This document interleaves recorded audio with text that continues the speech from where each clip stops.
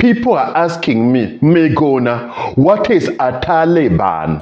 A Taliban is usually a male with low self-esteem who resides in a cave and is a big bully. He has a humongous beard, and when he wakes up from his rock pillow, that is a pillow made of a rock, the first thing he proceeds to do is wear his duvet cover, a big white item of clothing preferred by these individuals. Wow. Okay, he leaves the house strapped with his machine gun and proceeds to terrorize people.